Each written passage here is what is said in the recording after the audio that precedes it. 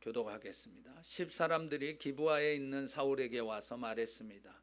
다윗이 여시몬 맞은편에 있는 하길라산에 숨어 있는 것이 분명합니다.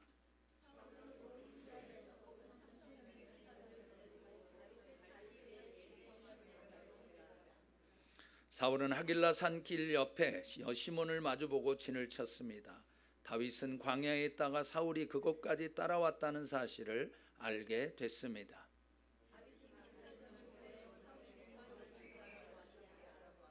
그러고 나서 다윗은 사울이 진을 친 곳으로 갔습니다. 다윗은 사울과 군대의 사령관 넬의 아들 아브넬이 누워 자고 있는 것을 보았습니다. 사울은 진영 안에 누워 있고 사람들이 그를 에워싸고 있었습니다.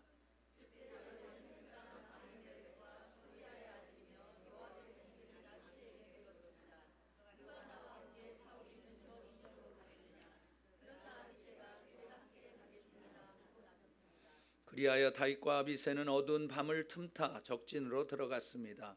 사울은 머리맡에 창을 땅에 꽂아둔 채 진영 안에서 누워 자고 있었고 아브넬과 군사들이 그를 둘러 누워 있었습니다.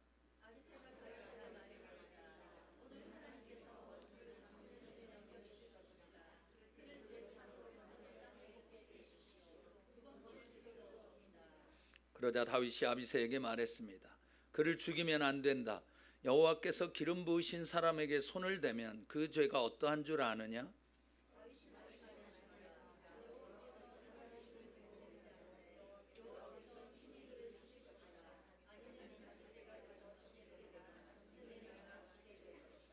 그러나 여호와께서는 내 손으로 여호와께서 기름 부으신 사람을 치는 것을 금하셨다.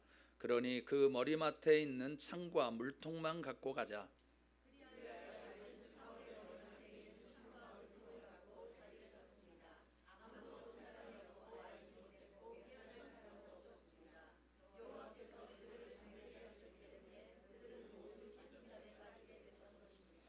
그러고 나서 다윗은 건너편으로 가서 멀리 떨어진 산 꼭대기에 섰습니다.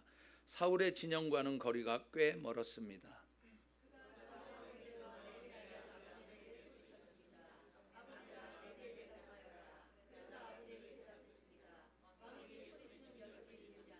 다윗이 아브넬에게 말했습니다. 너는 용사가 아니냐?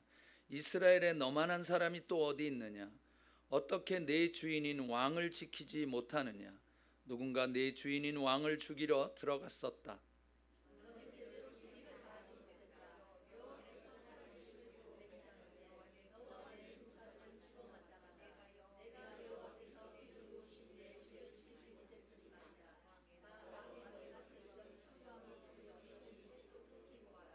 (23절입니다) 여호와께서는 의롭고 신실한 사람에게 상을 주십니다. 여호와께서 오늘 당신을 내 손에 넘겨주셨지만 나는 여호와께서 기름 부으신 왕에게 손을 대지 않았습니다.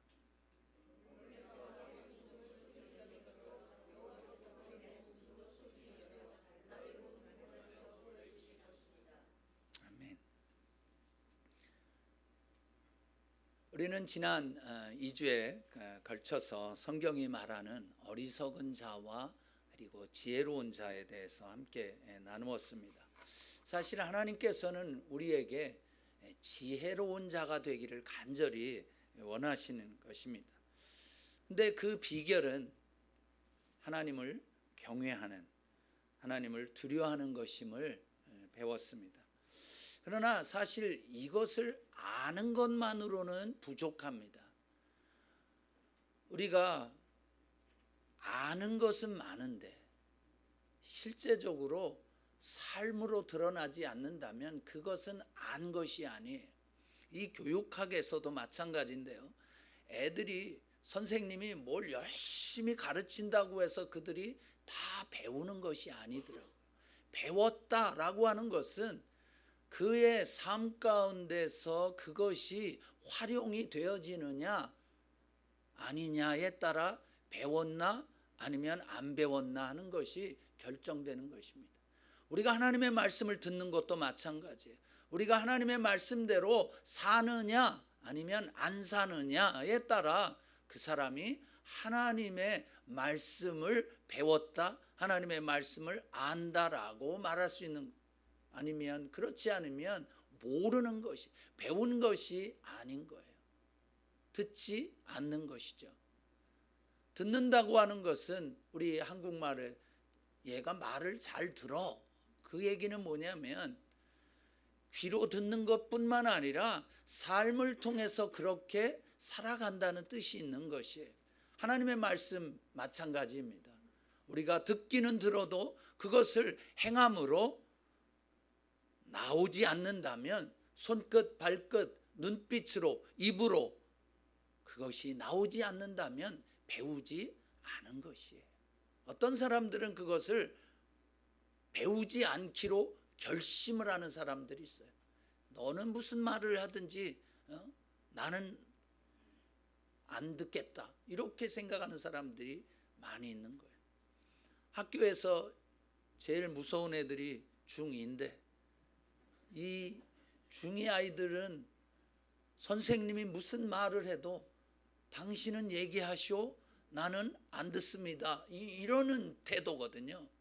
우리들의 삶에 있어서 제발 중2와 같은 태도가 없어졌으면 좋겠습니다. 그냥 듣고 순종하고. 그래서 우리의 삶 가운데서 그러한 놀라운 역사들이 일어나야 되는데, 사실 이게 우리가 결심만 한다고 되는 것이 아닌 거예요. 성령의 도우심을 받아야만 가능한 것이죠. 이제 이 다윗을 욕하던 나발이 몸이 굳어서 죽었습니다. 그런데 이 다윗은 나발의 아내인 아비가일을 자기의 아내로 맞아들였어요. 이거는 다 옛날 얘기입니다. 요새도 뭐 그냥 막 너무 이렇게 저기를, 사실 이 다윗이 아히노암이라고 하는 여자와 그 다음에 또 이 아비가일, 근데 원래는 누가 있었습니까? 사울 왕의 딸인 미갈이 있었어요. 그러니까 미갈은 이 사울 왕이 화가 나서 그랬는지 하여튼 그 발디라고 하는 사람에게 줬는데, 이 발디라는 사람도 베냐민 지파 사람이었어요. 사울이 어느 지파였습니까? 사울도 베냐민 지파였어요. 그래서 아마 둘이 굉장히 잘 알았었나 봐요. 그래갖고 이 발디라는 사람에게 미갈을 이렇게 줬죠. 나중에 이제 이 미갈을 다시 다윗이 오게 되는데요. 여하튼 이 아비가일의 남편이 죽었다고 하니까 이 다윗이 바로 사람을 보내서 아비가일을 자기의 아내로 이제 오겠냐고 이렇게 물어봅니다. 그러니까 이 아비가일은 넙죽절하고 이렇게 다윗에게 왔습니다. 아무래도 다윗이 아비가일을 이렇게 데려온 데는 이 여인의 지혜로운 그 모습을 보았기 때문에 그랬을 것 같아요. 물론 뭐 얼굴은 어떻는지 모르지만 대부분 성경에 나오는 이 여인들은 마음씨도 고울 뿐만 아니라 얼굴도 예쁜 것 같더라고요. 근데 뭐 지난번에도 한번 말씀드린 것 같은데, 이 마음씨가 좋으면 얼굴도 예뻐져요. 옛날에 그런 노래가 있었습니다. 그래서 근데 정말 이 마음이 고우면 뭐 아주 이 굉장한 뭐 오똑오똑하고 뭐 막 이러지는 않아도 다 예뻐요. 그러지 않습니까? 우리 부모들이 자식 볼 때 남들이 보기에는 별론데 부모 눈에는 어떻습니까? 다 이뻐 보이잖아요. 그렇죠? 네. 그것처럼 다 예뻐 보이는 거예요. 그래서 아마 하나님께서 그 마음을 다윗에게 또 주셨을 것 같아요. 잠언 19장 14절 말씀을 한번 읽어보겠습니다. 시작.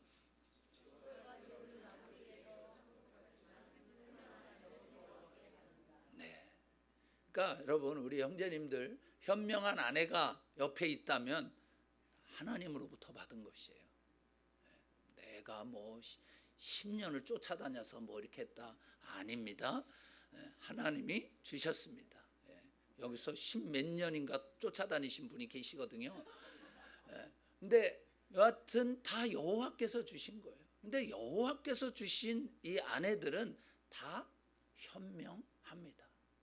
그래서 이제 여러분들이 이제 그 자녀들을 시집 보낼 때 이 현숙한 여인이 되도록 기도를 많이 해주셔야 돼요. 여호와의 그 은혜로 현숙하게 되어지고, 이제 이 10사람들이 다윗이 이 얼른 밟으세요.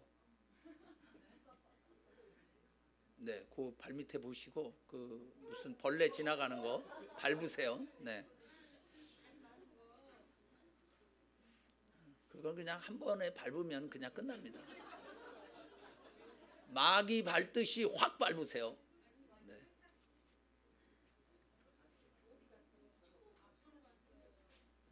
네?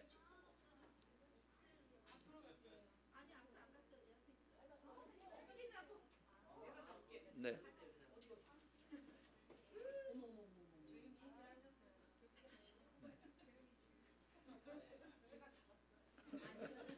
네. 감사합니다. 네. 우리에게 이렇게 살며시 들어오는 마귀들을 완전히 잡아버려야 됩니다. 이 10사람들은 우리가 23장에서도 동일하게 기브온에 있는 사울에게 가서 찔러 바쳤거든요. 근데 이번에도 그렇게 이제 하는 거예요. 그러니까 좀 이런 사람들은 계속 그러나 봐요. 참. 근데 사울은 자기를 죽일 수 있었음에도 죽이지 않은 다윗에 대해서 이제 내가 너를 죽이지 않겠다, 뭐 이렇게 얘기를 했는데, 이 마음 가운데 그것이 완전히 해결이 안 됐었던 거예요. 다윗 이놈은 어떻게 해서든지 내가 죽여야 내 왕위가, 그리고 내 아들 요나단이 왕이 될 것이다 라고 하는 생각을 버리지 않고 있었어요. 하나님이 이미 얘기를 했고 또 자기도 알고 있어요. 다윗이 왕이 될 것이라는 것을. 그럼에도 불구하고 내면에 있는 이 마음 가운데 있는 그 다윗을 향한 보복의 마음, 이런 것들이 그대로 이제 있게. 근데 와가지고서 이 사람들이 10사람들이 와서 얘기를 하니까 격동이 다시 된 거예요. 그래서 이번에는 군사들 굉장히 아주 강한 3,000명을 특별히 뽑은 거예요. 우리 한국에서 말한다면 특전사죠. 일종의 아주 굉장히 강한 이 군사들 3,000명을 뽑아가지고 이제 다윗에게 내려오게 된 것입니다. 그래서 이 광야로 내려왔어요. 사실 이 사울이 회개는 안 하고 후회만 했던 거예요. 회개라고 하는 것은 완전히 뒤돌아서는 것인데, 이 사울이 다시 3,000명을 뽑아서 다윗을 잡으려고 왔다고 하는 것은 이전에 내가 잘못했다라고 했던 것이 그냥 후회였다는 것을 우리가 알 수 있어요. 우리의 마음 가운데 좀 이런 게 있지 않습니까? 이러면은 안 되는데, 이래서는 안 되지, 그러면서도 하고 있는 게 있는 거예요. 이것 때문에 로마서를 쓴 이 바울도 고민하고 로마서 7장에 이렇게 말하고 있습니다. 21절에서 24절까지 한번 읽어보겠습니다. 시작.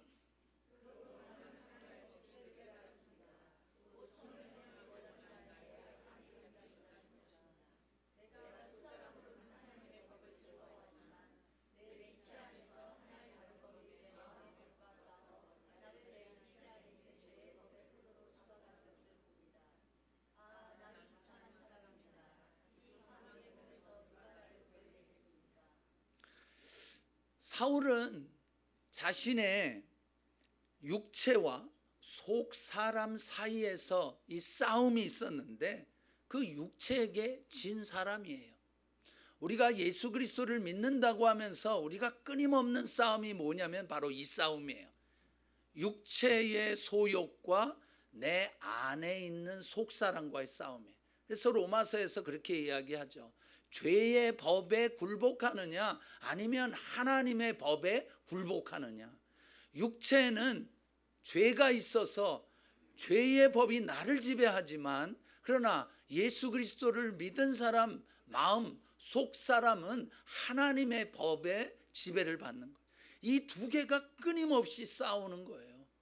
여러분, 우리의 마음터가 이 세상에서 가장 큰 전쟁터입니다. 내가 이 마음 전쟁터에서 승리하지 못하면 나의 삶 모든 것 가운데서 다 지게 돼 있어요.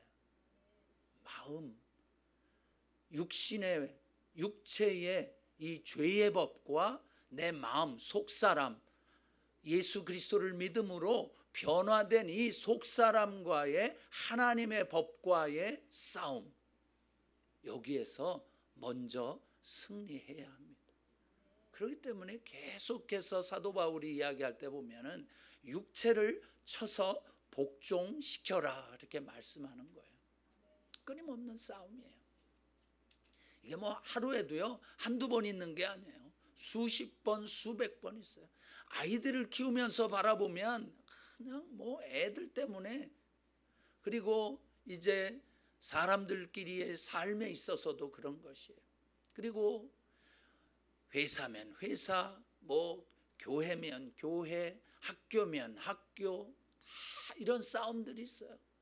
직장에서의 싸움도 뭐 말 얼마나 강력한지 몰라.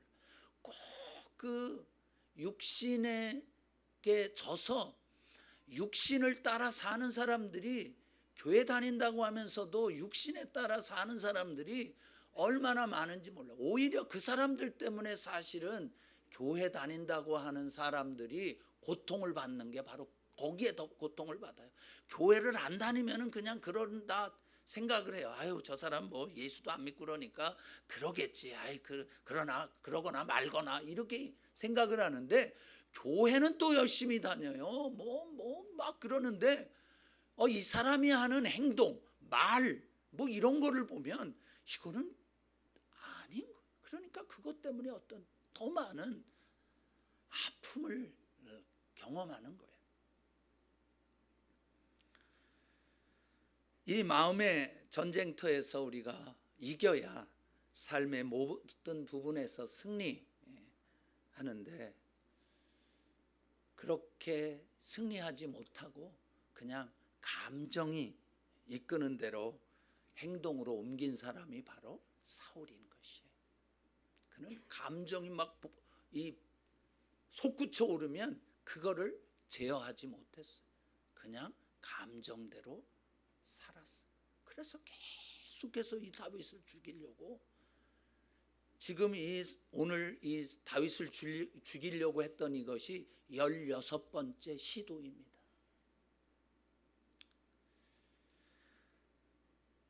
다윗은 사울이 자기를 찾아서 이제 죽이려고 왔다는 소식을 듣고서 정말 그런지 정찰병을 보내서 이제 알아봤어요. 그랬더니 진짜 온 거예요. 얼마나 지난번에 했던 얘기는 그럼 뭐야? 다윗아 미안하다. 내가 너를 죽이지 않을게. 그 얘기는 뭔가? 뭐 이렇게 생각을 했겠죠. 그래서 이제 어느 날 밤에 이 다윗이 몰래 그곳을 정찰을 나갔어요. 같이 나가서 보니까 사울 왕은 제일 가운데 있고요. 그 다음에 그 옆에 이제 아브넬이라고 하는 이 근위 대장이 있고, 그 다음에 3,000명의 이 특전사들이 삥 둘러가지고 있는 거예요. 왜냐하면 들어오지 못하도록 와서 다윗이 혹시 여기 와서 이렇게 죽일지도 모른다고 생각을 했기 때문에. 그 형세를 보고 나서 그 다음에 이제 다시 돌아와서 이야기를 합니다. 아히멜렉이라고 하는 햇사람, 그러니까 이 다윗의 군대는 햇사람이라면 지금으로 말하면 우리가 그 역사에서 말하는 히타이트 민족이에요. 철기를 가장 먼저 사용했다고 하는 이 햇사람 아히멜렉과 그리고 아들 아비새라고 하는 사람이 있는데, 이 아비새는 누구냐면은 스루야의 아들이고, 또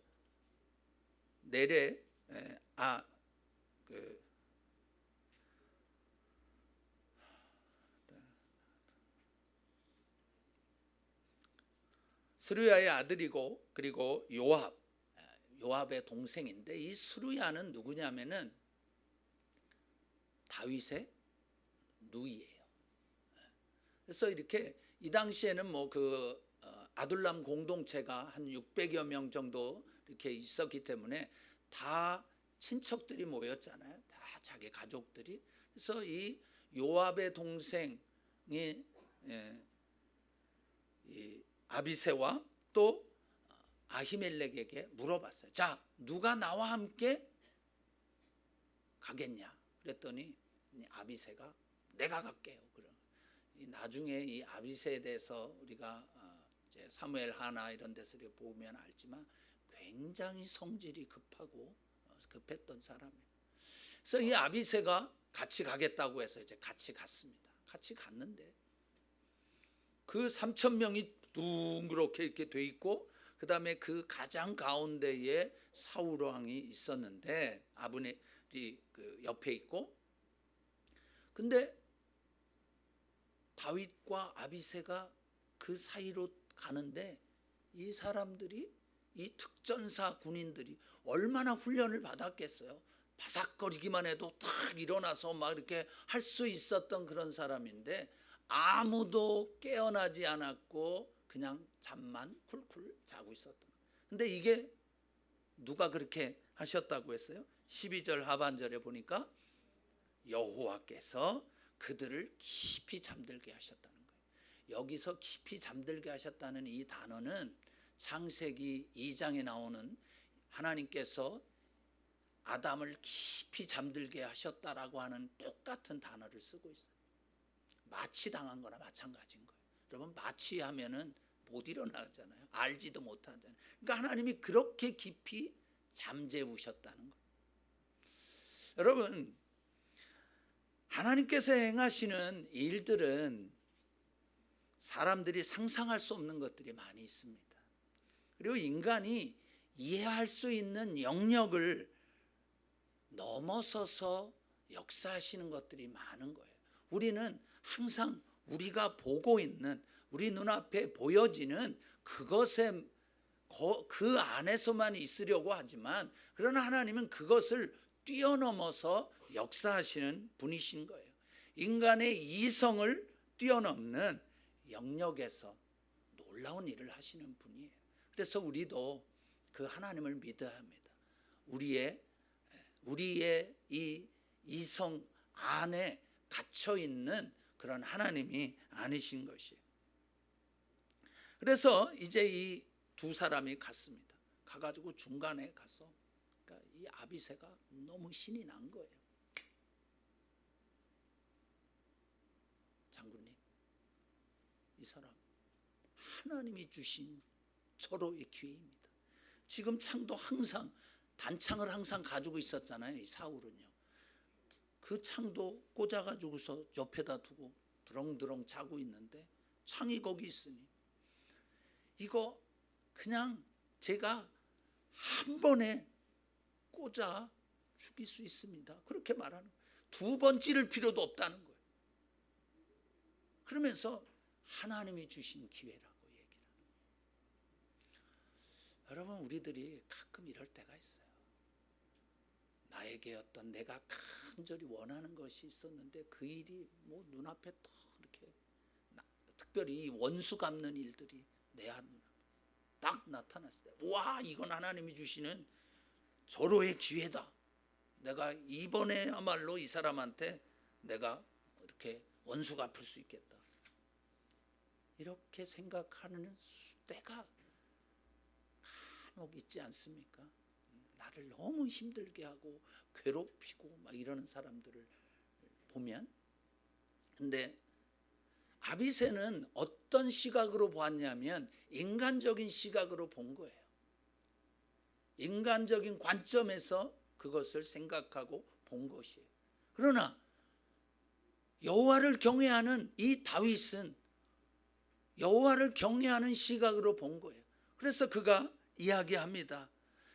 다윗은 이 인간적인 아비새의 인간적인 조언을 아주 단호하게 거절을 해요. 영어에 보면 뭐라고 되어 있냐면 No 그래요. Don't kill him. 죽이지 마. 네가 나한테 그런 얘기를 해도 나는 아니야. 죽이지 마.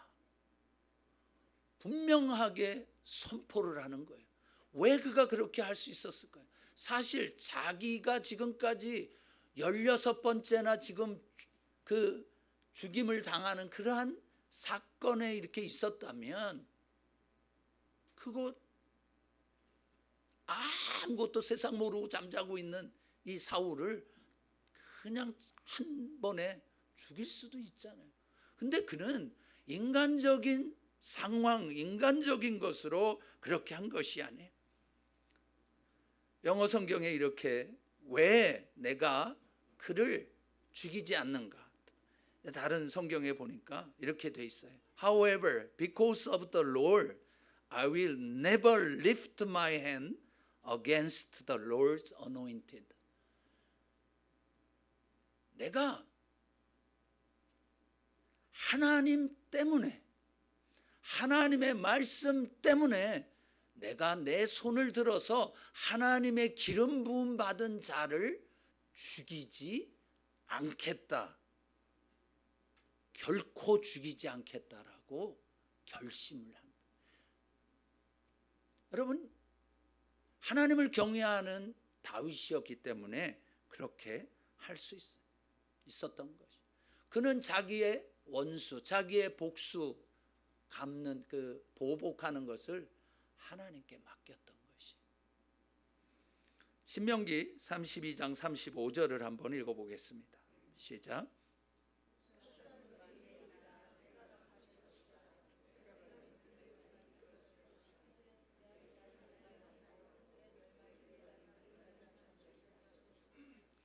복수하는 것, 원수 갚는 것, 보복하는 것은 하나님의 일이라는 거예요. 요 말씀이 로마서 12장 19절에서 20절에 나와 있습니다. 같이 읽어보겠습니다.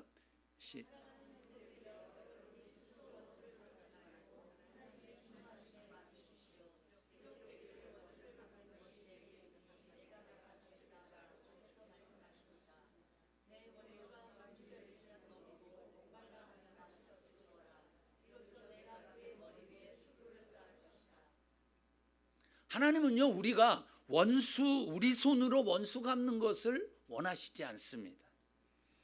우리들에게는 원수를 어떻게 하라고 그랬어요? 사랑하라고 하셨어요. 그리고 대신에 원수 갚는 것은 하나님이 갚아주신다는 거예요. 역할을 바꾸어서 하신다는 거예요. 사실은 원수는 우리가 갖고 싶잖아요. 그냥 그래야 속이 시원하고 통쾌하잖아요. 근데 아니, 그 원수는 내가 갚아줄 테니까 너희들은 그 원수를 사랑해라. 그러면 그 원수를 사랑하는 것은 어떤 것이냐면 그 사람 머리 위에 숯불을 올려놓는 것이나 마찬가지라는 거예요. 그래서 숯불이 어느 정도 무게가 되면 그냥 뚝 떨어지는 거예요. 참 하나님은요 대단히 재밌으신 분이에요. 여러분 우리가 원수를 갚으면 시원할 것 같죠? 그 당장에는 약간 시원할지 모르겠지만, 그러나 그것이 얼마나 우리의 마음을 아프게 하는지를 하나님은 다 알고 계신 거예요. 서로에게 씻을 수 없는 상처만 남기는 것이기 때문에 하나님은 우리에게 너희들은 원수를 사랑해라, 내가 대신 원수는 갚아주마, 그렇게 말씀하시는. 다시 말해서 이 말은 서로 간의 관계를 악화시키지 말라는 것이에요. 내 기분에 따라 말하고 행동하는 것으로 인해서 상대방이 고통스러운 것은 물론 자기도 마음이 고통스럽고 자유롭게 되지 못해요. 여러분 그런 것을 경험하시지 않으셨습니까? 정말 내 그렇게 막 그 사람 원수 갚는다고 막 이렇게 했을 때 마음이 평안하시던가요? 할렐루야, 원수를 갚았더니 진짜 기쁘고 뭐 뛸 듯합니다, 주의 이름을 찬양합니다, 뭐 그렇게 되던가요? 그렇게 잘 안 되잖아요. 원수를 갚아서 좀 시원하긴 하지만 그래도 뭔가 마음이 힘들어요.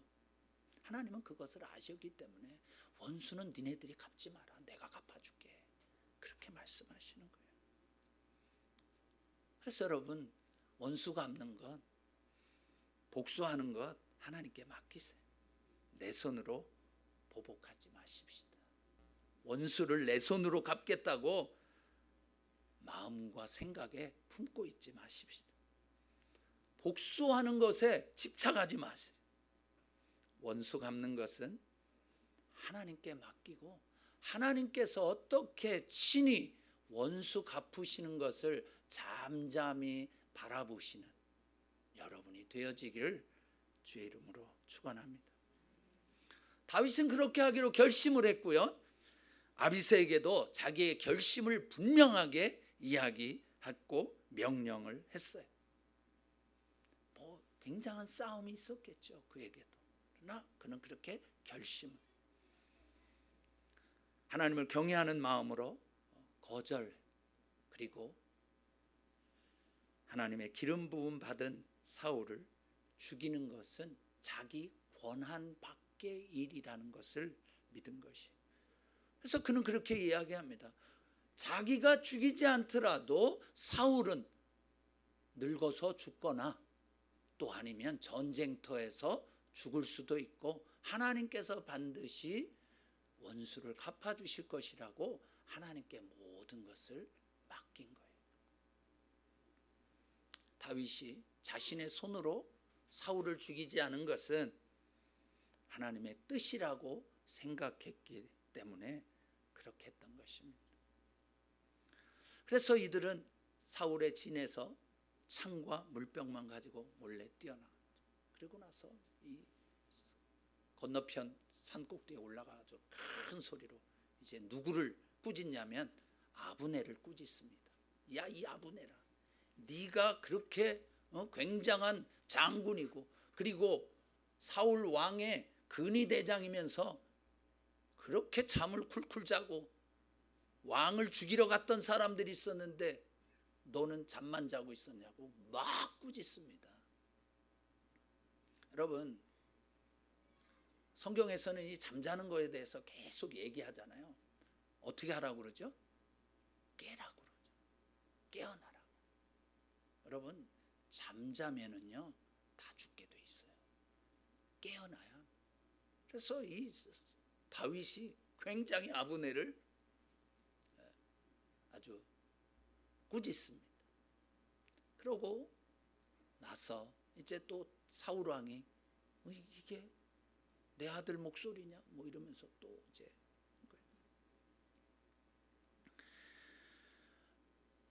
다윗이 사울 왕에게 그렇게 얘기합니다. 만약 하나님께서 사울 왕의 손을 빌려서 내가 죽게 되는 것이라면, 그렇게 하나님께서 그게 하나님의 뜻이라면 나는 하나님께 나를 번제물로 드릴 수 있다. 나는 죽음이 두렵지 않다.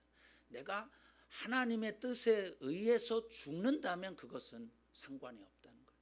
그런데 만약 사울 왕 당신이 나를 죽이려고 하는 것이 사람의 뜻에 따라서 죽이려고 한다면 그 사람들은 저주를 받을 것이라고 이야기를 하는 거예요. 그러니까 사실 이 다윗은 정말 하나님 중심의 삶을 살아가는 사람. 하나님을 경외하다 보니까 죽일 수 있는 기회가 있지만 죽이지 않기로 결정했던 거죠. 그러면서 다윗이 오늘 23절, 24절을 이야기합니다. 같이 한번 23절, 24절을 다시 한번 읽어보겠습니다. 시작.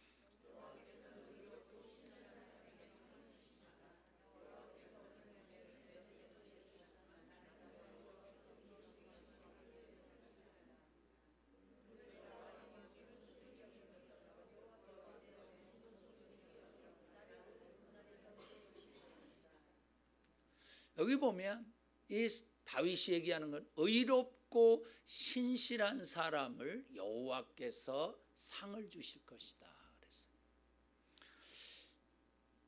그러면 이 의로운 사람, 의롭다는 것은 무슨 뜻이냐는 거예요. 이 원래 의롭다라고 하는 것이 체데카라고 하는 것이에요. 이것은 뭐냐면 의, 무슨 또 정의, 공의 이런 뜻으로 이렇게 번역이 되는데요. 하나님 보시기에 의란 바로 이런 것을 말합니다. 창세기 15장 6절 다 같이 시작.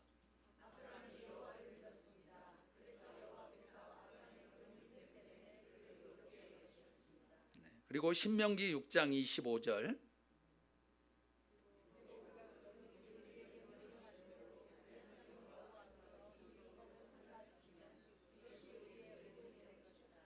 이 두 절을 통해서 볼 때 무엇이 하나님 앞에서 의로운 것인가? 그것은 첫 번째로는 하나님을 믿는 것이에요. 이 창세기 15장에 나왔던 그때는 뭐냐면 하나님이 모래, 바다의 모래, 그 다음에 하늘의 별을 보여주십시오. 너의 자손이 이와 같이 될 것이다 했을 때 그것을 믿은 거예요. 그래서 하나님은 이것을 의롭다고 여겨주셨던 거예요. 그리고 신명기 6장 25절의 말씀을 보면 여호와 앞에서 율법을 삼가 지키면 하나님의 말씀대로 살아가면 의로움이 그것이 우리의 의로움이 된다는 것이.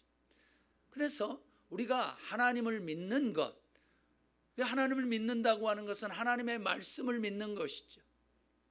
그리고 하나님의 말씀을 믿는다는 것은 하나님의 말씀을 순종하는 것이에요. 하나님의 말씀대로 순종하는 것이에요. 계속 이 성경은 예수님께서도 말했어요. 너희가 듣고 행하지 않으면 모래 위에 지은 집과 같다고 얘기를 해요. 그러니까 여러분, 하나님의 말씀을 듣고 그대로 살지 않으면 모래 위에 집이에요. 다 무너지고 맙니다. 굉장히 고대광실 그냥 굉장한 집을 지었지만 정말 하나님을 믿지 않고 하나님의 말씀대로 순종하지 않으면 바람 한번 불고 그리고 비 한번 오면요 기초부터 완전히 무너지는 것, 이것이에요. 그래서 의로운 사람이란 바로 하나님을 믿고 하나님의 말씀대로 순종하는 것이에요. 다윗이 그랬지 않습니까? 그는 하나님을 믿었어요. 하나님의 말씀대로 순종했어요. 그래서 사울에 대해서 자기가 죽이지 않았던 거예요. 하나님을 경외하니까. 그렇다면 이제 신실함이란 무엇인가?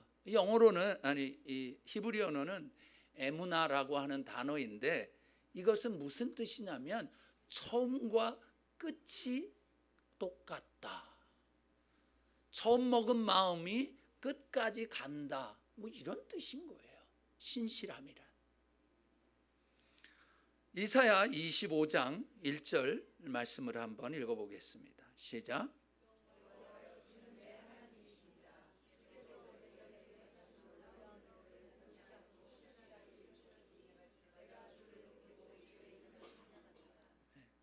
제가 잘 읽는 조선어 성경, 당신은 여호와 하나님, 여호와 나의 하나님, 내가 당신을 우러러 받드옵니다.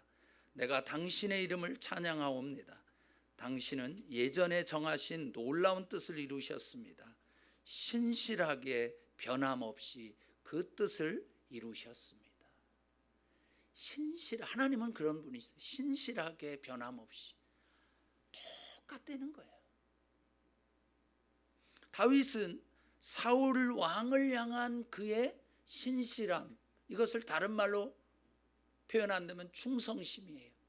로열티. 이 충성심을 끝까지 지켰습니다. 하나님의 기름 부음 받은 왕에 대한 일관된 태도를 유지한 것이에요. 자기가 기분 나쁘면 이러고 기분 좋으면 뭐 이러고 그랬던 거 아니에요. 정말 고통을 받고 16번이나 지금 죽임을 당한 그 시도하는 거기에 처음서부터 끝까지 골리앗을 죽이려고 나갔던 그때부터 시작을 해서 지금까지 일관된 마음, 신실한 마음을 가지고 있었던 것이죠. 그래서 이야기한 거예요. 신약에서는 이 마음을 두 마음을 품지 않은 마음이라고 얘기합니다. 야고보서 1장 6절부터 10절까지 8절까지 읽어보겠습니다. 다 같이요. 시작.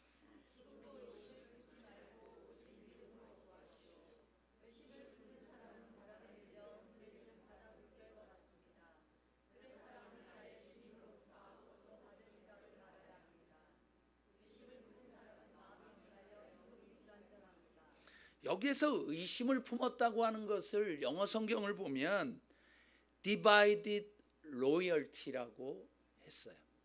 충성심이 나뉘어졌다는 거예요. 하나님께 대한 충성심이 나뉘어진 거예요. 이게 의심을 품는 사람인 거예요. 신실하지 못한 거예요. 그러니까 로열티가, 이 신실함이, 충성심이 처음부터 끝까지 있는 사람을 성경은 이렇게 신실하다고 이야기하는 것입니다. 그래서 이 다윗은 의롭고 신실한 사람이 누구든지 간에 상을 주신다고 선포하는 것입니다. 큰 자든 작은 자든 부자든 가난한 자든 많이 배운 자든 못 배운 자든 기신자든 초신자든 상관없이 의롭고 신실한 사람에게 하나님께서는 상을 주시는 분이신 것입니다.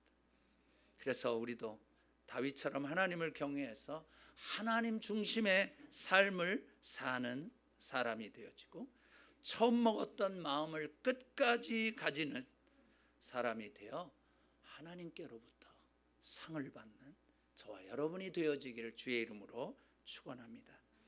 기도하시겠습니다.